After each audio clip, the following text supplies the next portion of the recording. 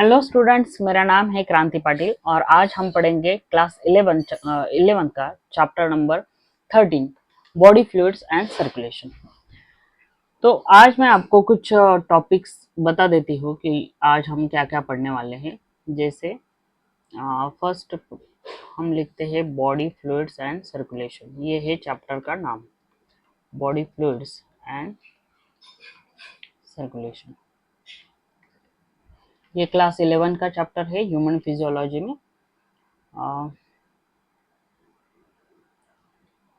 तो यहाँ पे हम हेडिंग डालेंगे today's topic. Okay, today's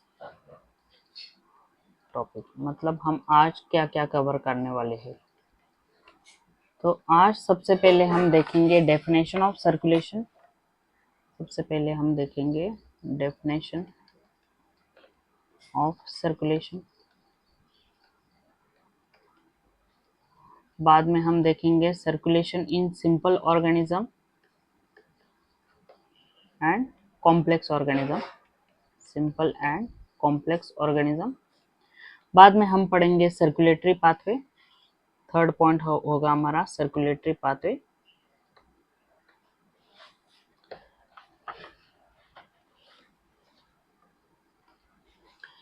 circulatory pathway में हम टू टाइप देखेंगे, जैसे open circulatory system and close circulatory system. Okay, open and close circulatory system. बाद में हम देखेंगे हार्ट का स्ट्रक्चर, उसका लोकेशन, साइज, शेप वगैरह, वेट, वो सारा हम यहाँ पे देखेंगे। फिर फिफ्थ पार्ट होगा हमारा पेरिकार्डियम। पेरिकार्डियम की डेफिनेशन भी देखेंगे, पेरिकार्डियम क्या होता है उसके बारे में भी पढ़ेंगे, उसके दो टाइप्स होते हैं वो भी पढ़ेंगे, यानी वो सारा डिटेल हम यहाँ पे पढ़ लेंगे पॉइंट नंबर 5 में। फिर पॉइंट नंबर 6 होगा हमारा हार्ट वॉल। कौन सा होगा? Heart wall. और बाद में हम देखेंगे 7th, जो कि बहुत ही इंपॉर्टेंट है, वो है internal structure of human heart. Okay, तो 7th जो पॉइंट है internal structure of human heart, वो पूरा हम डिटेल में पढ़ेंगे। Okay, so let's start with the topic number first, that is definition of circulation.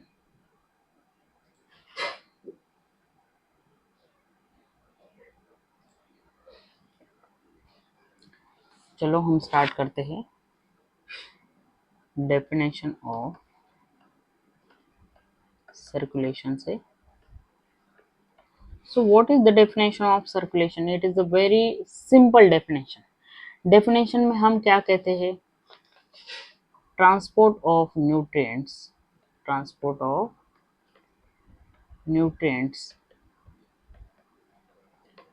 O2, CO2, excretory products to the concerned organ, to the concerned organs। मतलब digestion के through हमारे nutrients चले गए ब्लड में। Okay, यहाँ पे हम लिख लेंगे कि कहाँ कहाँ से वो जा रहे हैं, न्यूट्रिएंट्स कहाँ से जा रहे हैं, डाइजेशन प्रोसेस के थ्रू। ओके, O2 CO2 ये दोनों ही गैसेस कहाँ से जा रहे हैं? रेस्पिरेटरी सिस्टम के थ्रू। ठीक है, रेस्पिरेटरी सिस्टम के थ्रू ब्लड में कौन जा रहा है? गैसेस जा रहे हैं। और एक्सक्रीटरी प्रोडक्ट कहाँ से आ रहे हैं? वो आ रहे हैं हमारे एक्सक्रीटरी सिस्टम से। कहाँ से आ रहे हैं? Excretory system. एक्सक्रीटरी सिस्टम कौन से ऑर्गन से बिलोंग करती है? वो बिलोंग करती है किडनी से। ओके, तो ये सारा जो कुछ आएगा, nutrients, oxygen, carbon dioxide, excretory products में भी कौन से होंगे वो भी हम सारे देखेंगे। ओके, तो ये सारा जो मटेरियल होता है वो हर एक सेल को या फिर हर एक टिश्यू को, यहाँ पे आप लिख सकते हैं कंसर्न ऑर्गन्स और फिर टिश्यूज, हर एक सेल को, हर एक टिश्यू को, ऑर्गन को हमारी बॉडी क्या प्रोवाइड करेगी? Nutrients, oxygen, carbon dioxide and excretory products. वो सारा सर्कुलेटरी सिस्टम के थ्रू क्या होता है? सर्कुलेट होता रहता है पूरे बॉडी में। ओके, ये हो गए हमारे बॉडी, ये हो गए हमारे सर्कुलेशन की सिंपल एंड स्वीट सी डेफिनेशन। ओके, बाद में हम सेकेंड पॉइंट देखेंगे। ये हो गया फर्स्ट पॉइंट। अभी देखेंगे सर्कुलेशन इन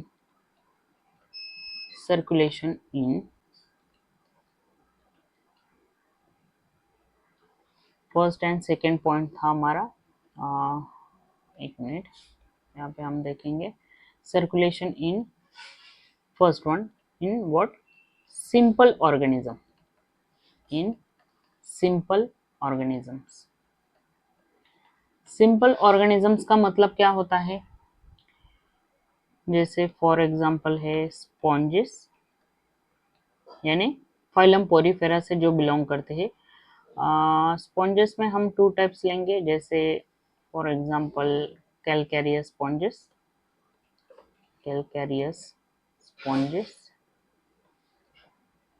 या फिर दूसरा हो गया कैलकेरियस, और दूसरा कौन सा है? Glass sponges. ओके, कैलकेरियस और ग्लास स्पॉन्जेस, ये बहुत ही सिंपल टाइप के ऑर्गेनिजम्स हैं। इनमें कौन सा सर्कुलेशन होगा? सिंपल। अब वो सिंपल यानी कैसे होगा, उसकी डेफिनेशन हम यहाँ पे लिख लेंगे। एक मिनट, ठीक है। They use water from their surrounding,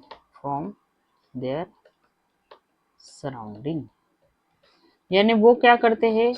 अपने बॉडी का अपने बॉडी में सर्कुलेशन के टाइम वो बाहर का जो वाटर होता है वो यूज करते हैं। ओके, और उसमें जो भी सारे न्यूट्रिएंट्स होंगे वो अपने बॉडी में एब्जॉर्ब कर लेंगे। ओके, तो स्पॉन्जेस में मैंने दो एग्जांपल दिए हैं, आप बहुत सारे एग्जांपल्स भी लिख सकते हो। ओके, ये फाइलम कौन से फाइलम से बिलोंग करेगा? ये phylum porifera. Okay, phylum porifera. Okay, then next one है बी पार्ट था हमारा, सिंपल ऑर्गेनिजम्स हो गए। फिर सॉरी, मुझे और एक एग्जांपल लेना है सिंपल ऑर्गेनिजम्स का। एक मिनट, स्पॉन्जेस हो गया, और दूसरा था एग्जांपल, ये है हमारा फर्स्ट एग्जांपल, और सेकंड है स्पॉन्जेस एंड सिलेंट्रेट्स। सिलेंट्रेट्स में हम कौन से ऑर्गेनिज्म देख सकते हैं? जैसे जेली फिश है, jelly fish, and second one है हाइड्रा, और एक एग्जांपल लेते हैं, जैसे थर्ड वन है सी एनिमोस। ओके, सी एनिमोस, ये सारे कौन से एग्जांपल है? सिलेंट्रेट्स के। तो इनमें कैसे होता है? ये भी वही करते हैं, they both use water from their surrounding. तो ये जो मैंने उसके लिए लिखा है ये डिस्क्रिप्शन, तो ये इसके लिए भी हो गया और ये इसके लिए भी हो गया। ठीक है, दोनों एग्जाम्पल के सेम है, यानी दोनों एग्जाम्पल कैसे है? सिंपल ऑर्गेनिज्म के एग्जाम्पल है। अभी हम बाद में देखेंगे कॉम्प्लेक्स ऑर्गेनिज्म।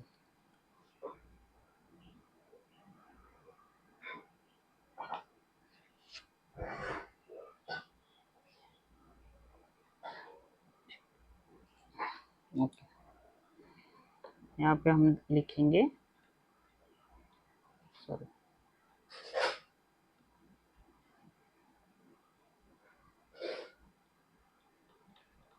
Complex organisms. ठीक है, कॉम्प्लेक्स ऑर्गेनिजम्स में कौन से है? जैसे कि फॉर एग्जांपल ह्यूमंस। तो ह्यूमंस क्या करते हैं? सर्कुलेशन कैसे करते हैं उसके बारे में हमें लिखना होगा कि दे यूज, यहाँ पे ही लिख लेती हूँ मैं, दे यूज बॉडी फ्लूइड्स, दे यूज फ्लूइड्स बॉडी फ्लूइड्स मतलब कौन से body fluids? Blood and lymph. blood and lymph for the circulation. Human के बॉडी में सर्कुलेशन सिर्फ एक ही चीज से नहीं होता, ब्लड से ही नहीं होता, लिम्फ से भी सर्कुलेशन होता है, ठीक है। यानी सर्कुलेट करते हैं, दो तरह के जो फ्लूइड्स होते हैं वो सर्कुलेट करते रहते हैं, घूमते रहते हैं, ठीक है। लिम्फ क्या है वो भी हम आगे पढ़ेंगे, ब्लड क्या है, ब्लड तो आपको पता ही होगा, लेकिन लिम्फ क्या है, लिम्फ के बारे में भी आपको पता होना चाहिए, ठीक है। तो वो सारे पॉइंट्स हम आज कवर करने वाले हैं। तो ये पॉइंट्स हमारे आज हमने कवर किए कि simple organisms and complex organisms. आगे का हम देखेंगे सर्कुलेटरी पाथवे, ठीक है।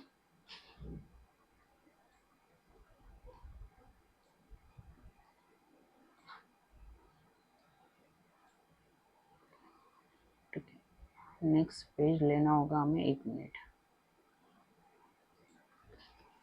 इसके लिए हम नेक्स्ट स्लाइड लेते हैं।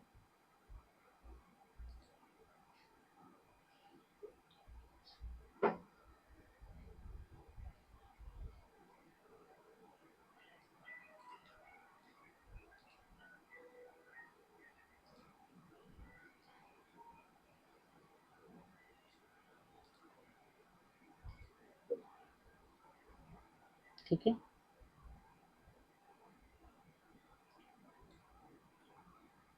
ओके,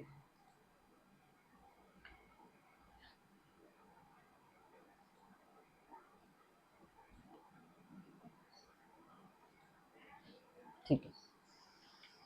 तो यहाँ पे हम देखते हैं हमारा सेकेंड पॉइंट, सेकेंड नहीं शायद थर्ड पॉइंट है हमारा, ठीक है। कौन सा था third point? Circulatory pathway, okay, circulatory pathway. Circulatory pathway, यहाँ पे हम देखेंगे कि सर्कुलेटरी सिस्टम कौन कौन से कितने टाइप की होती है। Circulatory system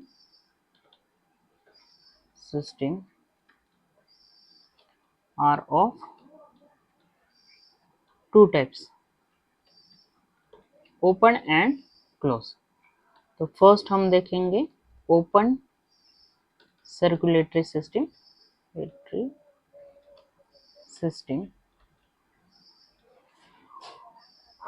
open circulatory system and close circulatory system, okay.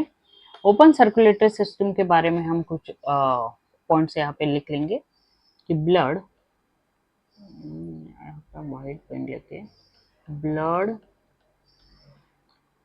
Pump by the heart passes through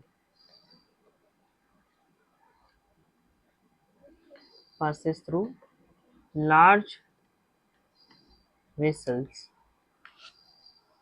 into the open space, into the open space, और ओपन स्पेस को ही हम क्या कहते हैं, कैविटीज कहते हैं, ओपन स्पेस और cavities.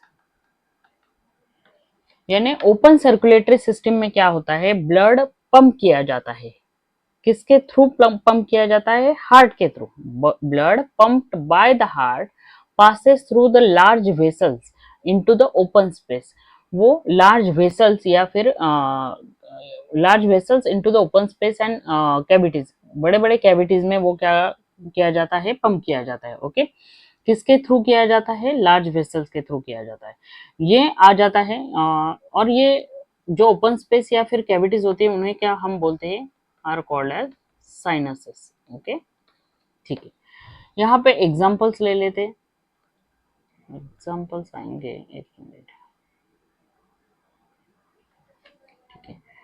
For examples arthropods, arthropods, arthropods मतलब कौन, सारे इंसेक्ट्स आर्थ्रोपोडा में आ गए। तो यहाँ पे हम लिख लेंगे फॉर एग्जांपल इंसेक्ट्स, ठीक है। देन कुछ मॉल्यूस्क आ गए, मॉल्यूस्क,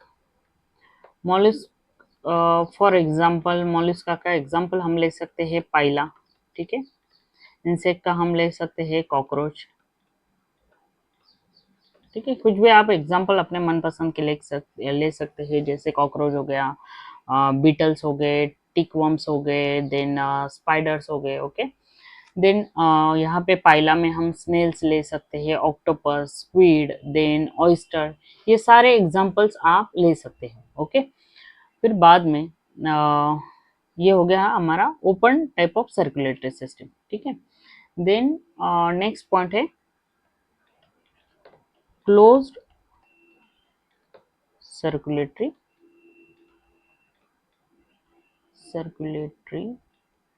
system.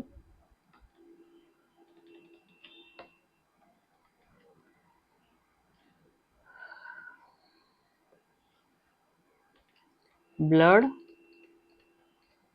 Pump by the heart is always circulated through blood vessels. Through what? Blood vessels. यानी क्लोज सर्कुलेटरी सिस्टम हम ह्यूमंस में होता है। हमारे ह्यूमन बॉडी में कैसे सर्कुलेटरी सिस्टम होता है वो तो आपको सबको पता ही होगा। जैसे हमारे घर में जो पाइपलाइन होती है, पाइपलाइन के थ्रू ही हमारे नल को पानी आता है, वैसे ही हमारे बॉडी में जो ब्लड वेसल्स होते हैं, जैसे ब्लड वेसल्स 3 टाइप के हैं, आर्टेरीज, वेन्स और कैपिलरीज के, तो इन्हीं के थ्रू हमारे बॉडी में पूरा सर्कुलेशन होगा। ओके, तो यहाँ पे हम एग्जांपल्स ले लेते हैं। ओ सॉरी, ये मेरा पिछला लिखा हुआ था तो वो मैं इरेज कर देती हूँ। सॉरी सॉरी सॉरी, एक मिनट।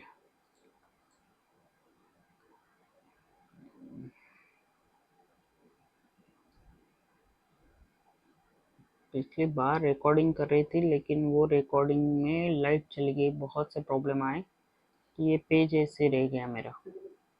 ठीक है, एक मिनट।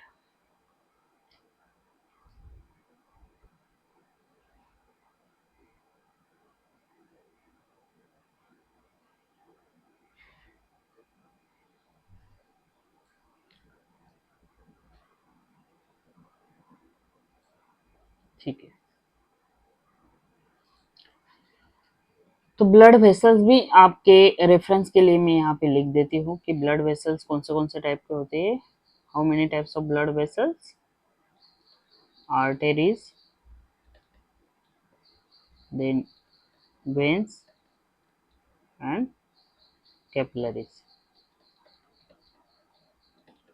ठीक है, इसके एग्जाम्पल हम लिख सकते हैं। For example annelids. Okay, annelids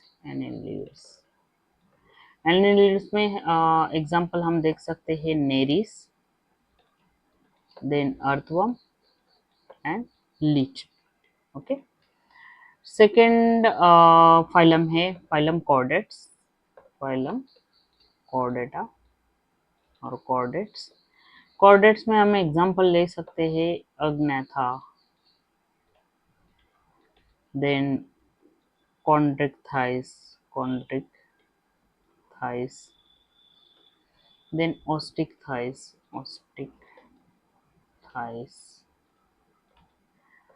ठीक है, then next one amphibians, then birds जिन्हें हम एव्स भी बोलते हैं, birds, reptiles and mammals. Okay, birds, reptiles and mammals.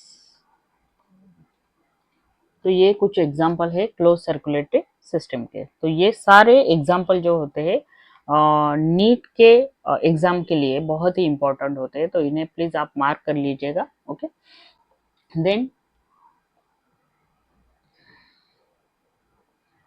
कुछ इंपॉर्टेंट पॉइंट है जो मैं आपको यहाँ पे हाईलाइट करके देती हूँ, आप वो नोट डाउन कर लीजिएगा। ठीक है, all vertebrates have muscular chambered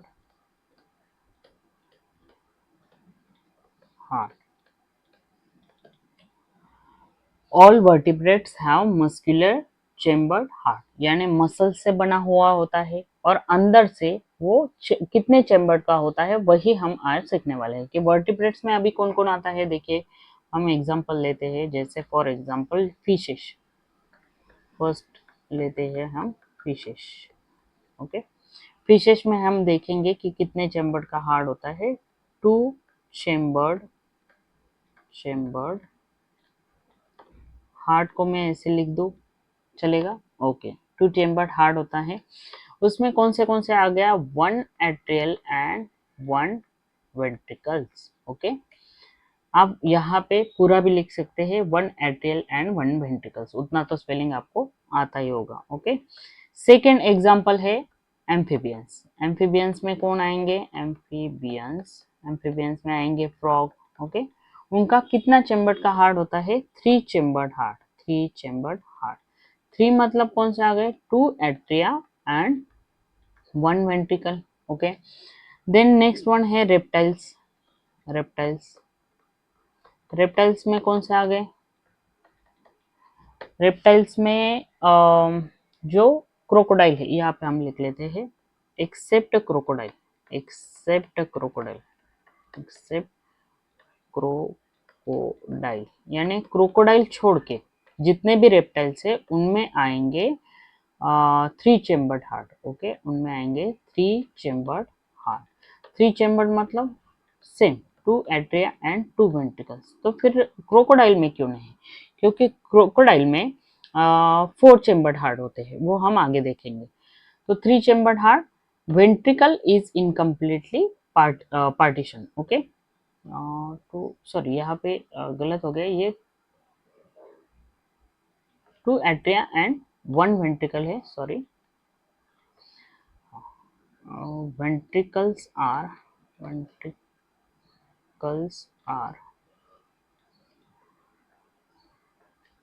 ventricles are नहीं आएगा, ventricle is आएगा, क्योंकि वो एक ही है ना। तो ventricle is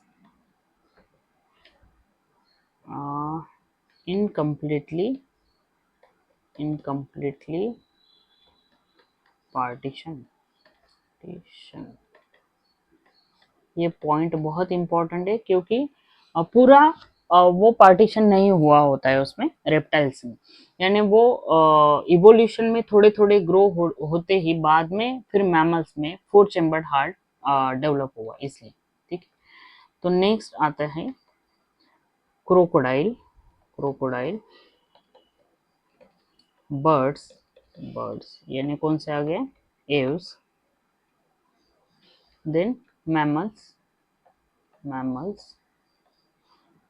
have four chambered heart. Okay, ये चलेगा? ओके, ठीक है।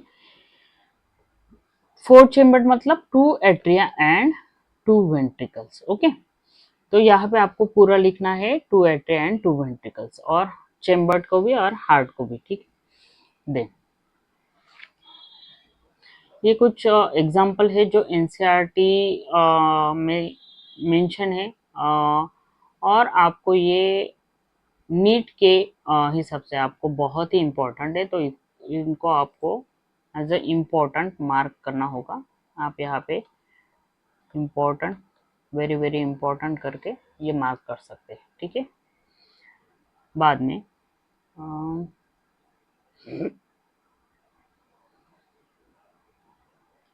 नीचे कितना है? ठीक है, इतना। ओके, अब हम देखेंगे हार्ट के बारे में, यानी हार्ट की साइज कितनी, शेप शेप कैसे है, ठीक है, उसके बारे में हम लिखेंगे। एक हार्ट के बारे में लिखते हैं, तो चलो रेड कलर ले लेंगे। ओके, तो यहाँ पे हम लिखेंगे हार्ट के बारे में। ओके, सबसे पहला पॉइंट कौन सा देखेंगे हम हार्ट के? हार्ट का हम देखेंगे लोकेशन। ओके, हार्ट का लोकेशन। लोकेशन के बारे में अगर हमें कुछ कहना है तो क्या कहेंगे, it is situated in, it is situated middle, it is situated middle of the thoracic cavity, middle of the thoracic cavity. अभी इस thoracic cavity को क्या बोलेंगे, mediastinum. Okay, thoracic cavity in a space, वहाँ पे स्पेस होता है ना, in a space known as what, mediastinum. Mediastinum का मतलब क्या होता है कि ऐसी कैविटी जो कहाँ पे प्रेजेंट है, इन between the to lungs, in between the to lungs. Okay,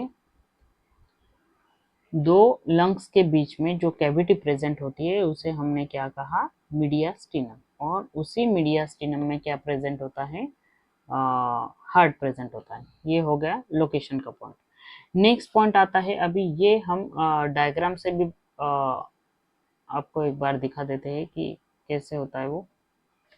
ठीक है, जैसे ये हो गया,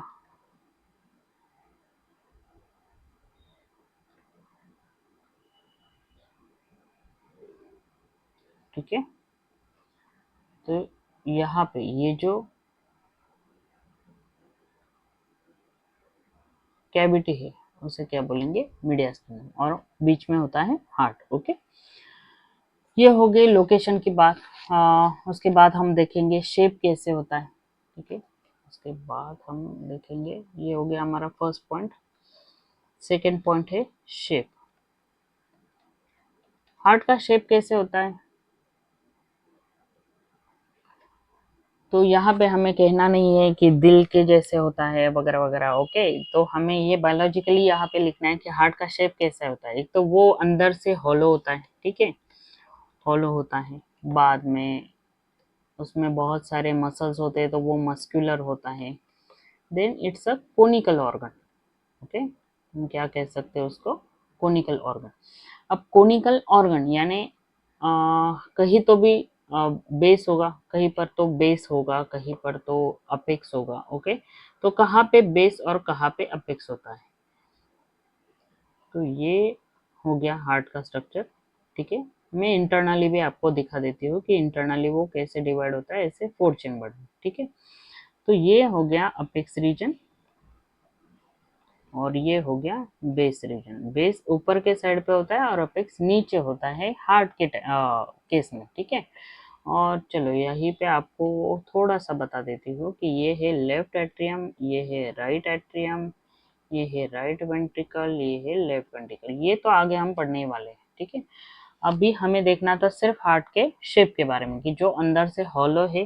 ठीक है, देन मस्कुलर है, मसल से बना हुआ है, और कोनिकल ऑर्गन है. ठीक है,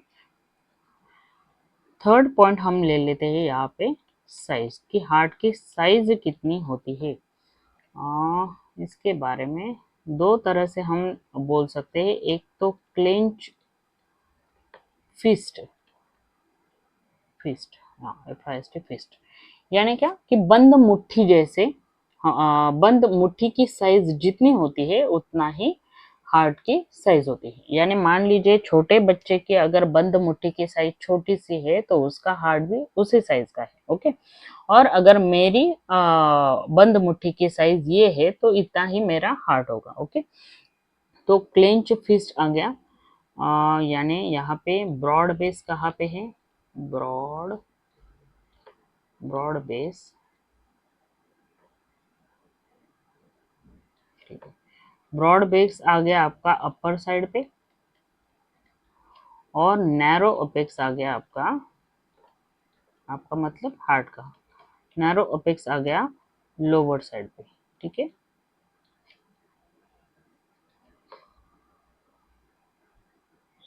ठीक है, लोअर साइड पे. बाद में हम तीसरा पॉइंट देखते हैं, origin, location, shape, size. Size के बारे में और भी बहुत कुछ बोल सकते हैं कि उसकी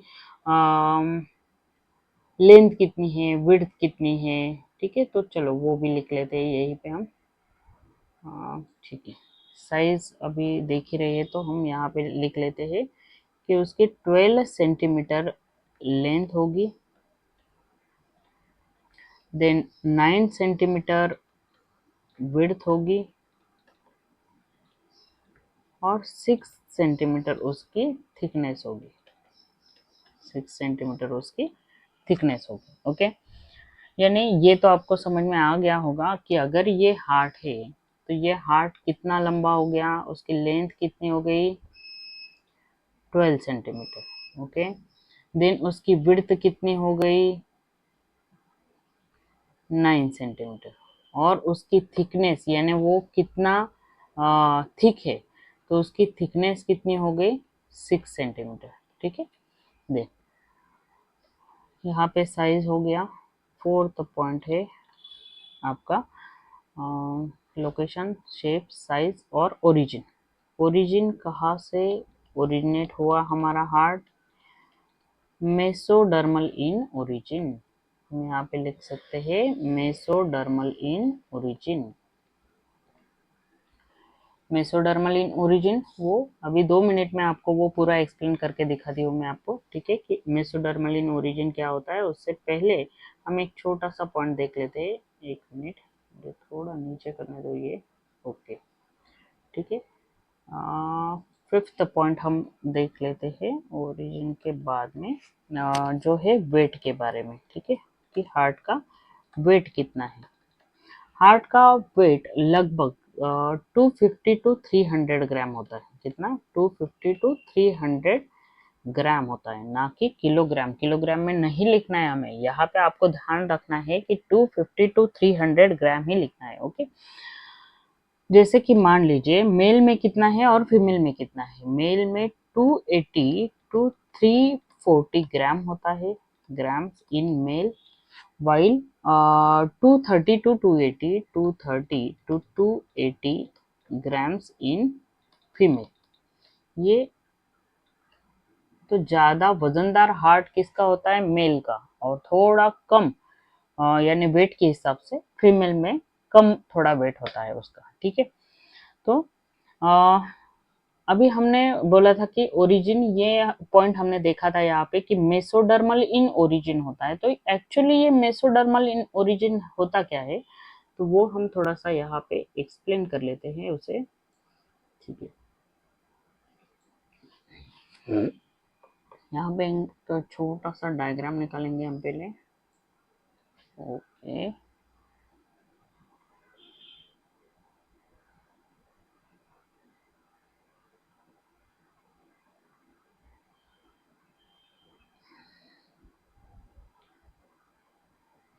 कि जब भी फीटस एम्ब्रियोनिक कंडीशन में होता है तो वो ऑर्गन्स किन किन चीज़ों से, ऑर्गन्स कौन से ऑर्गन्स डेवलप होते हैं। ठीक है,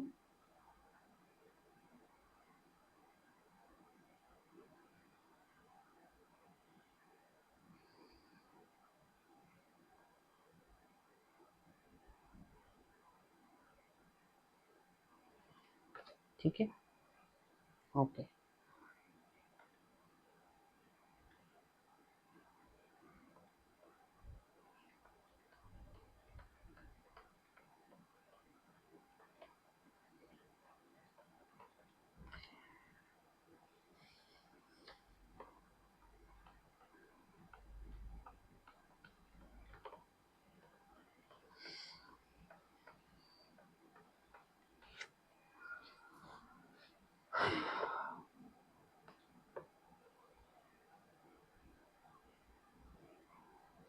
तो ये एक एम्ब्रियोनिक स्टेज में जब हमारे बॉडी की लेयर ये होते हैं, डिस्टिंग्विश होते हैं, तो कौन से लेयर से कौन सा लेयर फॉर्म होता है वो हम यहाँ पे देख रहे हैं।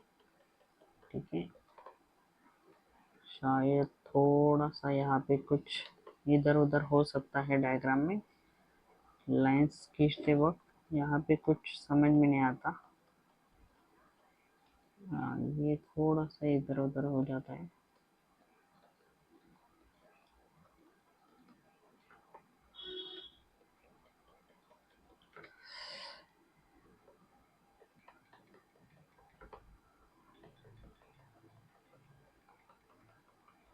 ठीक है। तो ये हमारा हो गया एक्टोडम। ये कौन सा है लेयर? एक्टोडम। बाद में होगा ये मेसोडम। एक्टोडम, मेसोडम, और ये बीच वाला हो गया एंडोडम। ये हो गया एंडोडम। ठीक है। तो ये तीनों लेयर्स अभी कौन से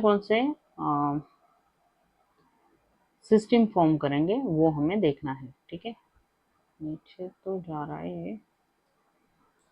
ठीक है, चलो। एक्टोडम, या अब मैं यहाँ पे आपको नीचे थोड़ा सा लिख के देती हूँ कि एक्टोडम कौन से सिस्टम में फॉर्मेशन के लिए हेल्प करेगा। Ectoderm helps in the formation of nervous system,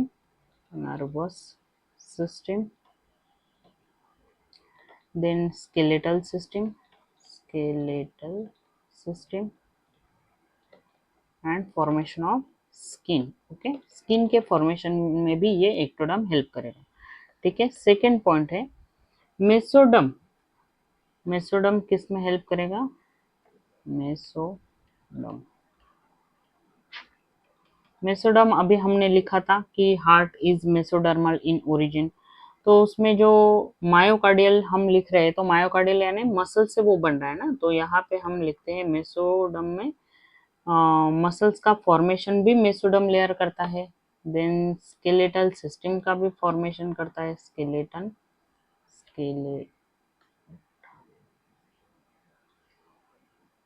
skeleton. Sorry, यहाँ पे जो ऊपर मैंने स्केलेटन लिखा था, यहाँ पे स्केलेटन नहीं है, सॉरी, उसके लिए माफी चाहूंगी। स्केलेटल सिस्टम यहाँ पे एक्टोडम में फॉर्म नहीं होता, सिर्फ नर्वस सिस्टम और स्किन का फॉर्मेशन वहाँ पे होता है। Nervous system and skin. Mesoderm में muscles, skeletal system, kidneys, both kidneys, then reproductive system. Okay, चलो ये लिख देते हो reproductive system. Then endoderm, third layer कौन सा है? एंडोडम। एंडोडम से कौन से सिस्टम फॉर्म होंगे? तो endocrine glands, then lungs,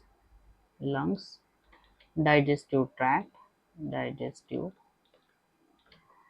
tract और लीवर। तो ये सारे ऑर्गन्स कहाँ से डेवलप होंगे?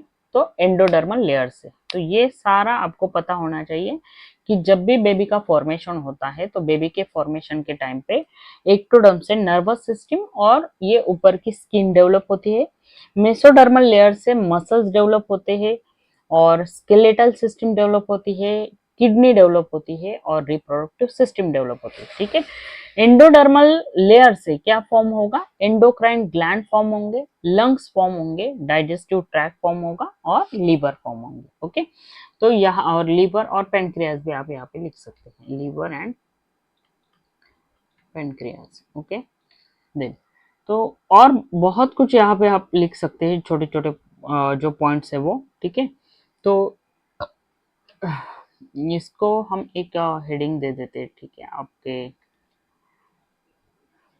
ठीक है, यहाँ यहीं पे लिख लेते हैं हम, germ layer forms during gastrulation। जब गैस्ट्रुलेशन स्टेज डेवलप होता है, ठीक है, रिप्रोडक्टिव सिस्टम में आपने सीखा होगा कि क्या क्या होता है। फर्टिलाइजेशन होता है, जाइगोट फॉर्म होता है, गैस्ट्रुला ब्लास्टुला तैयार होता फॉर्म होता है, फिर गैस्ट्रुलेशन होता है। तो गैस्ट्रुलेशन के फॉर्म में ये जो सारे लेयर्स, जर्म लेयर्स फॉर्म होते हैं, उसी से हमने देखा कि एक्टोडर्म से कौन से सिस्टम डेवलप हो रहे हैं, मेसोडर्म से कौन से सिस्टम डेवलप हो रहे हैं और एंडोडर्म से भी कौन से सिस्टम या फिर ऑर्गन डेवलप हो रहे हैं। ठीक है, तो ये हो गया हमारा पूरा हार्ट के बारे में थोड़ा सा डिटेल्स। ओके, तो नेक्स्ट हम देखेंगे पेरिकार्डियम। तो हम यहाँ पे, ठीक है, पेरिकार्डियम यहाँ पे लिख सकते हैं। एक मिनट।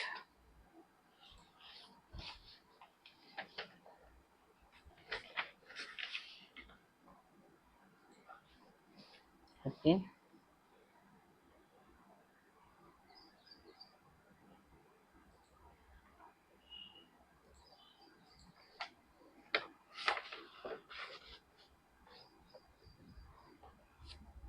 ओके, तो हम यहाँ पे पढ़ेंगे पेरिकार्डियम के बारे में। पेरिकार्डियम, तो पेरिकार्डियम एक्चुअल में होता क्या है, उसका एक डेफिनेशन लिख लेंगे हम यहाँ पे कि heart is enclose, heart is enclosed in double layered peritoneum. Peritoneum is known as pericardium. क्या कहेंगे हम उसे? पेरिकार्डियम। ओके, बीच बीच में मुझे थोड़ी तकलीफ हो रही है। ओके, मेरे थोड़े लिगामेंट ब्रेक हुए, तो उसके लिए मुझे थोड़ा बैठने में ज़्यादा दिक्कत हो रही है। फिर भी चलो, कोई बात नहीं।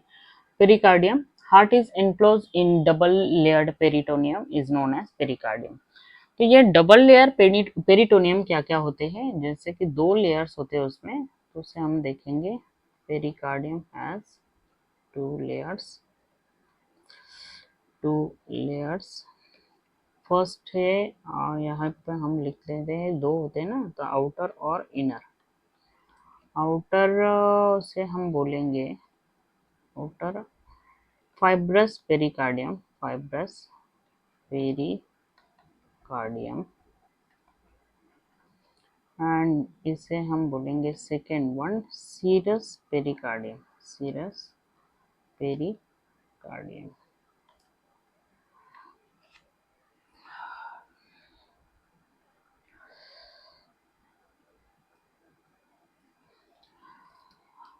आउटर फाइब्रस पेरिकार्डियम किससे बना हुआ होता है, तो वो भी हम देख लेंगे।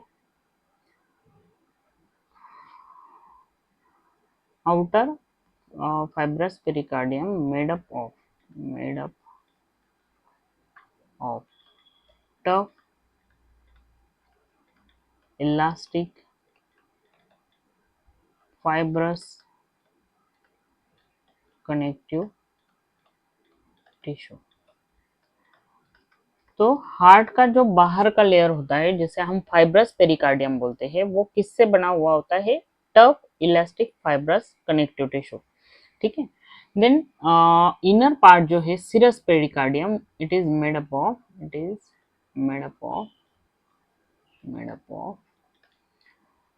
यहाँ पे फिर से 2 लेयर आते हैं। उन 2 लेयर को हम बोलते हैं आउटर पैराइटल लेयर और इनर विसरल लेयर। ठीक है, inner visceral layer.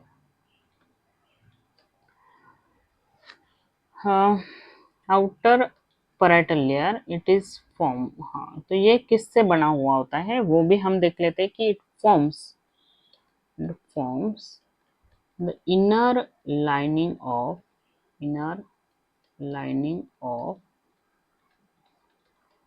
fibrous pericardium, ये फर्स्ट जो हमने देखा आउटर फाइब्रस पेरिकार्डियम, जो tough elastic fibrous connective tissue से बना हुआ है। तो सीरस पेरिकार्डियम का जो आउटर पैराइटल लेयर है, वो किससे बना है? It forms the inner lining of fibrous pericardium, यानी वो अंदर की परत बना रहा है। ठीक है, इसका जो सीरस का जो आउटर लेयर है, वो आउटर का इनर लेयर है। ओके, वो आपको ध्यान में रखना है। Inner visceral layer, inner visceral layer ये, और उसे हम बोलते हैं और इपिकार्डियम, ठीक है, और इपिकार्डियम, ठीक है। इट एडहियर्स मतलब adheres to the heart, forming to the heart, forming its outer covering, ठीक है, आउटर कवरिंग। ये हार्ट से चिपका हुआ होता है और हार्ट की बाहर की परत बनाता है, कौन? इनर विसरल लेयर, और जैसे हम बोलते हैं इपिकार्डियम, ओके। तो इन दोनों के बीच में क्या होता है, यहाँ पे हम लिख लेंगे एक अलग से इसमें, ठीक है, कि इन दोनों के बीच में क्या होता है, एक स्पेस होता है, ठीक है। दोनों लेयर्स के बीच में पैराइटल स्पेस बोलते हैं इसे। इस दोनों के बीच में क्या होता है, पैराइटल स्पेस होता है, ठीक है। 2 मिनट दीजिए मुझे, ठीक है। लाइट चली गई है शायद, तो लाइट का इशू हो रहा है शायद, 1 मिनट।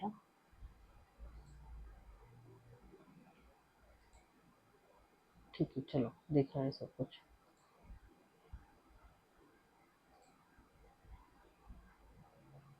ठीक है। पैराइटल स्पेस ये दोनों जो लेयर्स होते हैं उनमें प्रेजेंट होता है पैराइटल स्पेस, और उनमें क्या होता है, पेरिकार्डियल फ्लूइड प्रेजेंट होता है, पेरिकार्डियल फ्लूइड प्रेजेंट होता है। और ये पेरिकार्डियल फ्लूइड क्या करेगा, फ्रिक्शन नहीं होने देगा, ओके। हार्ट जब भी ब्लड पंप करेगा, जब वो पंप करता है तो उसका कॉन्ट्रैक्शन रिलैक्सेशन होता रहता है, तो ये दोनों लेयर में जो फ्रिक्शन होगा वो ये फ्रिक्शन नहीं होने देता, ठीक है। It prevent the friction of heart, ठीक है, friction of in between the two layers, ठीक है। सो नेक्स्ट पॉइंट है हार्ड वॉल। तो यहाँ ठीक है, यहाँ पे हम लिख सकते हैं, लेकिन ये इतना बड़ा पीडीएफ क्रिएट होगा नहीं होगा पता नहीं, तो हम नेक्स्ट पेज ले लेते हैं, ठीक है। यहीं पे हम एक और ऐड कर लेते हैं पेज।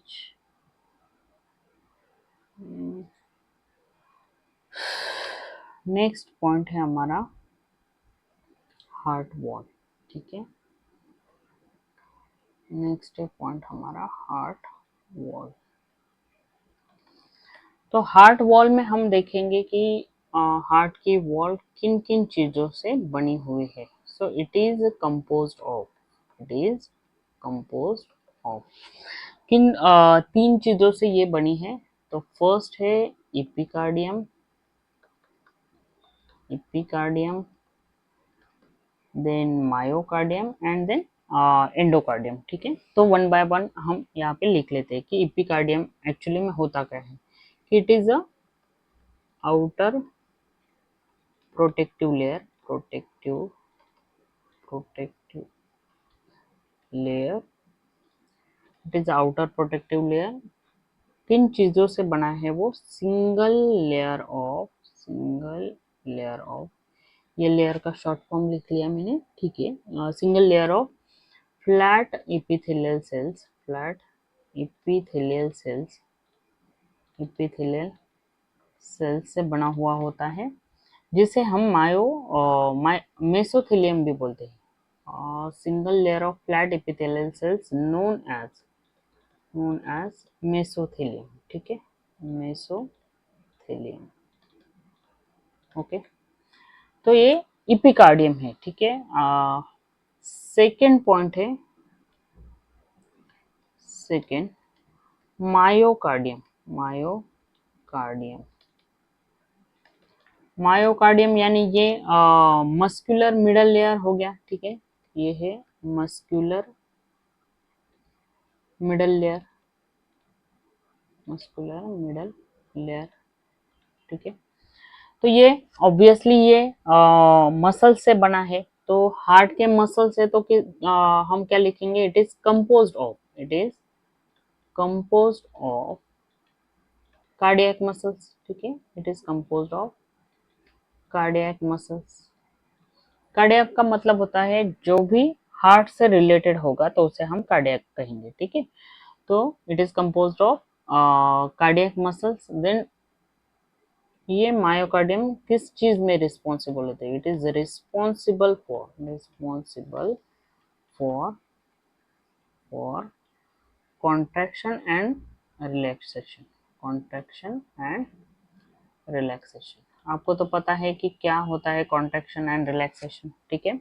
ये हम जब अभी internal structure of human heart देखेंगे तो उसमें हम पढ़ लेंगे, ठीक है। तो वो कोई बड़ी बात नहीं है। जब एट्रिया कॉन्ट्रैक्ट होता है तो एट्रिया का ब्लड वेंट्रिकल्स में आ जाता है। जब वेंट्रिकल्स कॉन्ट्रैक्ट करते हैं तो वो पल्मोनरी आर्टरी से लंग में चला जाता है और सिस्टमेटिक एओर्टा से पूरे बॉडी में वो ब्लड फ्लो कर जाता है। तो वो हो गया कॉन्ट्रैक्शन। एक बार कॉन्ट्रैक्ट कर लिया तो फिर बाद में हार्ट क्या कर जाता है, रिलैक्स कर जाता है, ठीक है। ओके, तो ये हो गया हमारे मायोकार्डियम सेकेंड हार्ट वॉल के बारे में। थर्ड है इपी सॉरी एंडोकार्डियम। थर्ड है endocardium. So it is a thin inner layer, thin inner layer, thin inner layer है। ये भी एक सिंगल लेयर ऑफ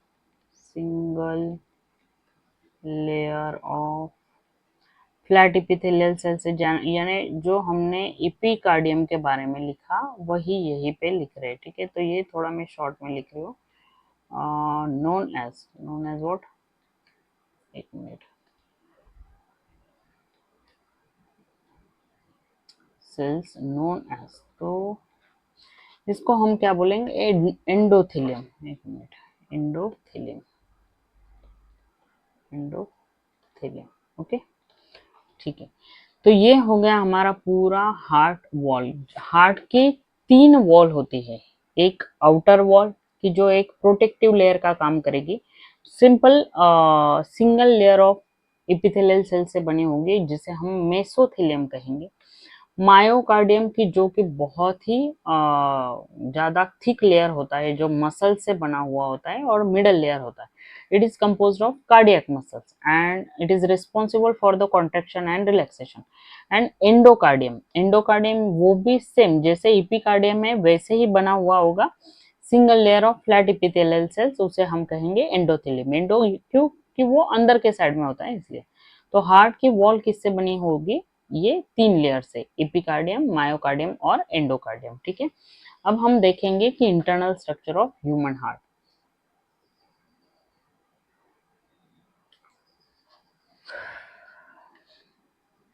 यहाँ पे हम हार्ट का स्ट्रक्चर निकाल लेते हैं, एक मिनट।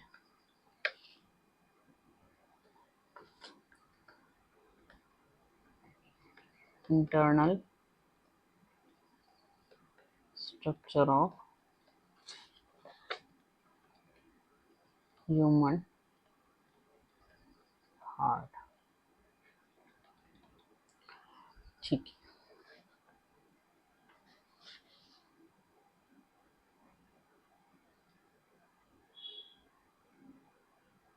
पहले तो सिंपल मैं एक डायग्राम बना लेती हूँ, ठीक है। फिर बाद में उसको हम थोड़ा सा कलर कर लेंगे, ठीक है। ठीक है।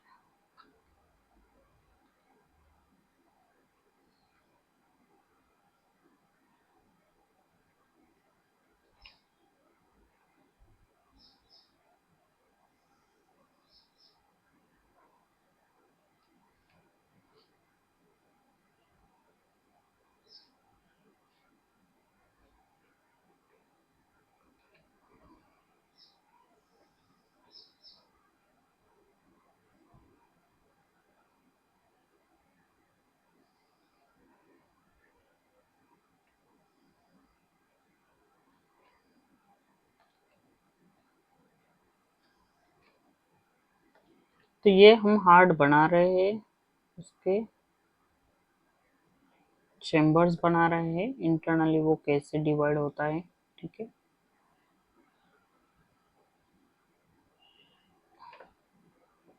ये इरेगुलर वॉल होती है उसमें, ठीक है। ये फ्लैप है उसके,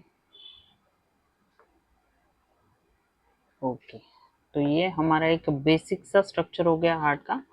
ओके, हाँ, फिर उसमें हम देखेंगे, ठीक है, यहाँ पे हम ब्लू कलर से ही दिखा देते हैं कि ये क्या है, सुपेरियर वेना क्या हुआ, ये इंफेरियर वेना क्या हुआ। ओके, और यहाँ से पंप होगा। ठीक है, चलो इरेजर से थोड़ा इरेजर की हेल्प ले लेते हैं। हम अभी निकालेंगे एक स्ट्रक्चर, ऐसा ऐसा और यहाँ। ठीक है, ओके,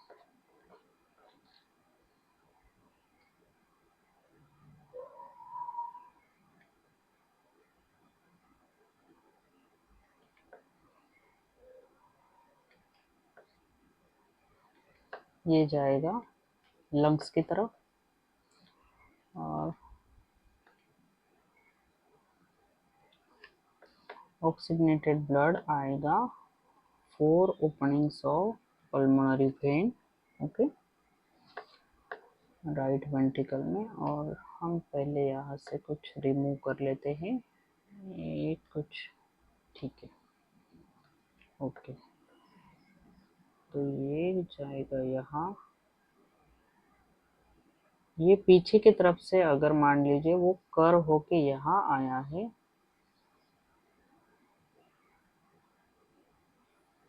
ये है सिस्टमेटिक एओर्टा। ओके, ये है सिस्टमेटिक एओर्टा, तो वो पीछे से जाके यहाँ आएगा नीचे। ठीक है, वो फिर किडनी वगैरह का वो पूरे ऑर्गन्स को ब्लड प्रोवाइड करेगा। ठीक है, ओके, तो यहाँ पे हम कुछ लेबलिंग देते हैं, जैसे मान लीजिए ये है लेफ्ट एट्रियम, ये है राइट एट्रियम, ये है राइट वेंट्रिकल, ये है लेफ्ट वेंट्रिकल। फिर ये इसमें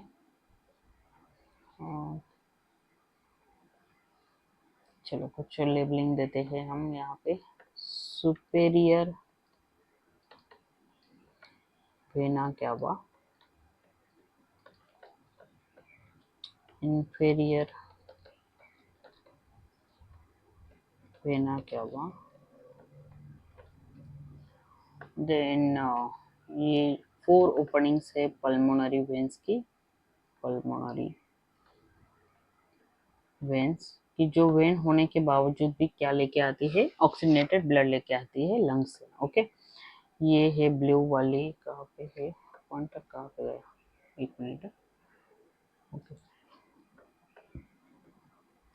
पल्मोनरी आर्टरी,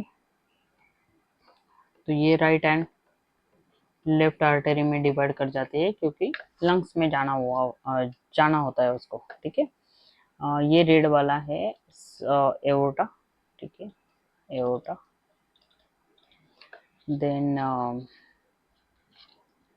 ये भी वही है, एओर्टा नीचे जा रहा है। ठीक है, ओके,